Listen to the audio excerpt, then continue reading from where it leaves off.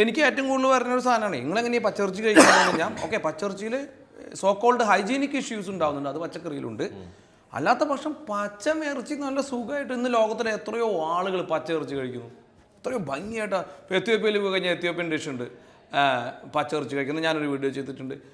ദുബായിൽ ചെന്ന് കഴിഞ്ഞാൽ കിബേ നെയ്യുണ്ട്, പിന്നെ ഇറ്റലിയിൽ ചെന്ന് കഴിഞ്ഞാൽ കാപ്പാച്ചോ ഉണ്ട്, ഇപ്പുറത്ത് വന്നു കഴിഞ്ഞാൽ ടാട്ടിയാറുണ്ട്. ലോകത്ത് എന്തെല്ലാം പച്ച ഇറച്ചി വിഭവങ്ങളുണ്ട്.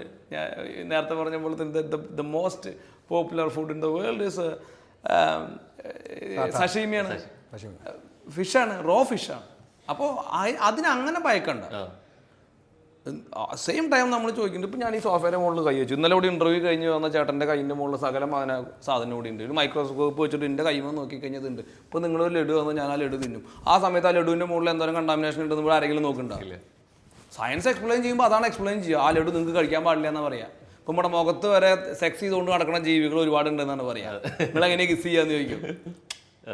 അപ്പം അങ്ങനെ നമുക്ക് ചെയ്യാൻ പറ്റില്ല. If the question is rising in the concern എങ്ങനെ ഡൈജസ്റ്റീവ്, ഞാൻ നിങ്ങളെ ഡൈജഷൻ എങ്ങനെയെന്ന് ചോദിച്ചതുകൊണ്ടാണ് life changes at catalyst education.